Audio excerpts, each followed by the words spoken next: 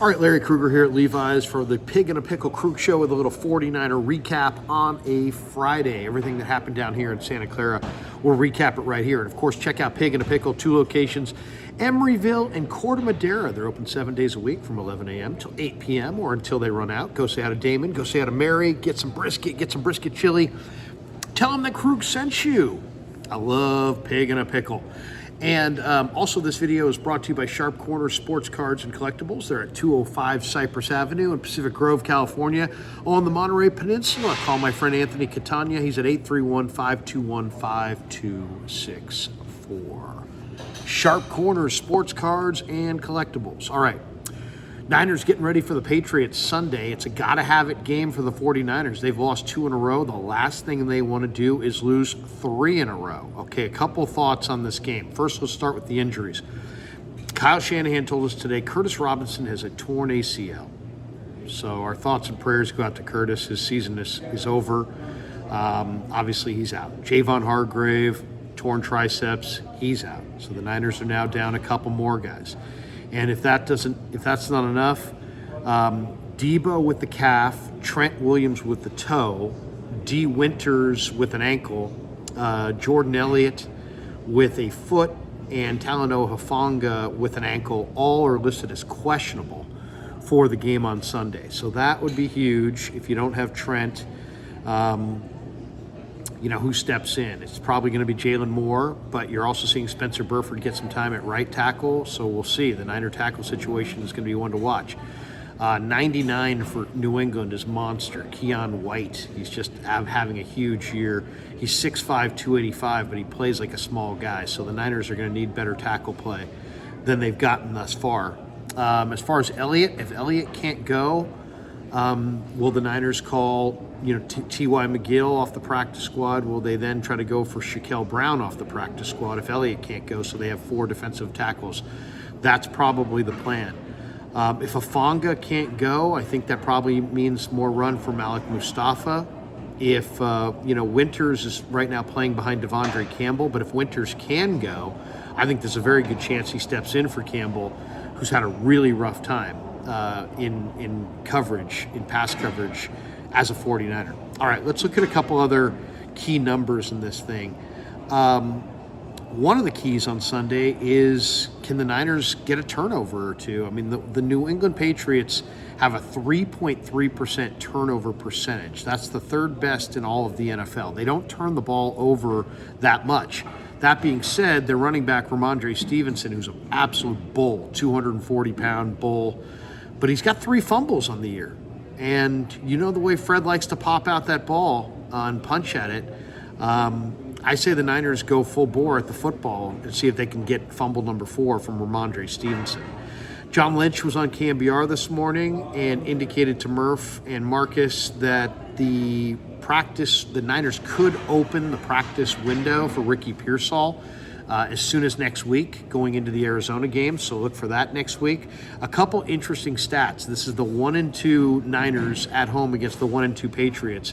Both teams haven't won since week 1. Jacoby Brissett has been pressured on 46.4% of his dropbacks. That's the highest percentage in the NFL. If the 49ers defensive line can't win in this game, it's going to be a really, really long year. Now, Brissett's been sacked on 11.5% of his dropbacks. That's the highest rate in the NFL. He's 11 for 25 for 113 yards against pressure. So he's actually dealt with pressure at a pretty, I'm not saying he's perfect against pressure, but he's dealt with pressure better than a lot of quarterbacks do. 6 of his 9 sacks that he's taken this year came when he wasn't blitzed. So if, like a lot of veteran quarterbacks, if you blitz them, you're giving them defined reads. If you don't blitz them, they have a muddier picture, and sometimes it's a more difficult deal. Sometimes you're bailing a quarterback out when you're blitzing him because you're defining what his reads are. And a quarterback that's as disciplined and has been through the rigors like Brissett, if you blitz him, he's got a whole methodology of how he's going to deal with it, where he's going, what's 1, what's 2, what's 3, and the ball's coming out of his hand. If you don't blitz him, now you make him scan the field and leave him to his own devices. I think it'll be interesting to see how the Niners rush Brissett because they absolutely have to put pressure on him. But at the same time, you want to sack him, but you don't want to give him defined run lanes. This is one of the NFL's most underrated rushing quarterbacks. Why? Because he knows when to run and where to run. He won't just run blindly, but if you play man-to-man defense and you turn your back on the quarterback and you give him a rush lane, he won't just take it, he'll take it with conviction. And he'll continue to take it and he'll burn you. So Jacoby Brissett's an interesting guy. You look at him and you say, he's not that big, he's not that fast, but you know what? He's got a better arm than you think. He's a little bit more accurate than you think. He makes better decisions than you think. And he's a lot more mobile than you think. Now, the Niners have only blitzed on 14.1% of dropbacks through the first 3 games. That's the lowest blitz rate, not just in the league, it's the lowest blitz rate, I believe, of the Shanahan era.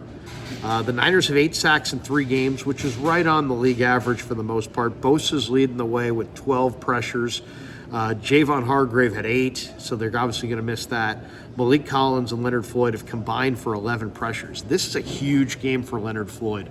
And this is a huge game for Nick Bosa. Nick Bosa is going up against Caden Wallace. Caden Wallace is a guard from Penn State who's a rookie, who's playing out of position at left tackle because of injuries on this offensive line.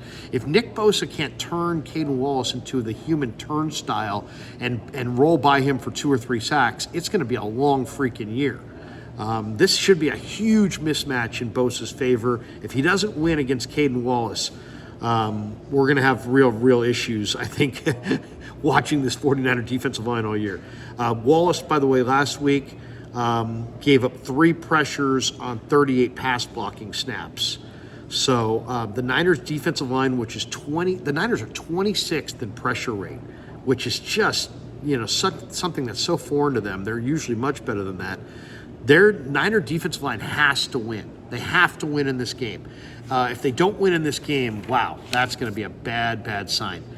Now, the other big thing in this game is you got to stop the run. And Ramondre Stevenson is a big back. New England can really run the ball. They run the ball at the 8th highest rate in the league. They're only rushing it at the 18th best as far as rushing success rate. So they're not having a lot of success running it, but they run it a lot. The Niners offense ranks 25th in rushing success rate allowed and 28th in rushing EPA allowed. So they need to be a whole lot better against Stevenson.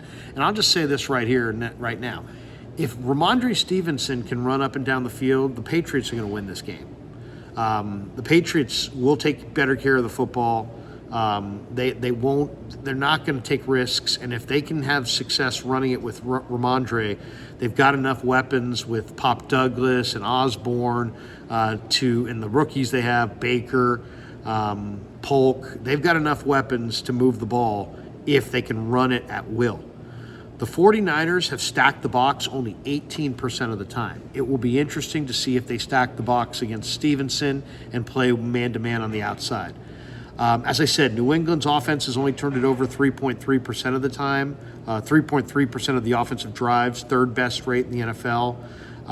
They had their first touchdown in Week 3 against the first turnover, I should say, in Week 3 against the Jets. New England's offense has scored only 39 points in 3 games, which is fewest in the NFL.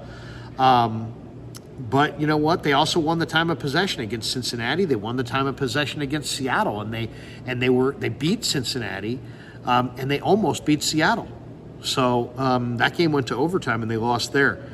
The big issue, I think, for the 49ers in this game is, can they defend the tight end? Hunter Henry and Austin Hooper are a really good combo. They've combined for 27 of New England's 71 targets. Hooper is 3rd on the team in targets, and they go to their 2 tight ends, and both those guys are very, very sure-handed. Can the Niners defend that? New England's doing a great job on special teams. Their opponents' drives start out at the 25.7 yard line on average. That's the 2nd longest average field position in the NFL. The Niners' average offensive drive has begun at the 27.2 yard line, which is giving them the 4th longest in the NFL. The one thing about New England is they're going to run the ball, and they're going to commit to it. They're one of only 3 teams in the NFL that have more rushing yards than passing yards. So they don't want to put it in the air. They want to run Stevenson, and then they want to throw it short to Antonio Gibson and, a little bit to Osborne. They don't want to take shots down the field. They'll take a shot down the field to Douglas if he gets deep. And on this Niner team, they probably will take some verticals just because the Niners haven't proven that they can defend verticals. But for the most part, the Patriots want to run the ball and throw the ball short and play ball control and keep their defense, play complementary football and keep their defense on the sideline. The Niners have to shut down Stevenson and force Brissett to throw and then tee off on their horrendous offensive line. I mean, the left side of their offensive line is a mash unit, and the Niners' defensive line has to win up front.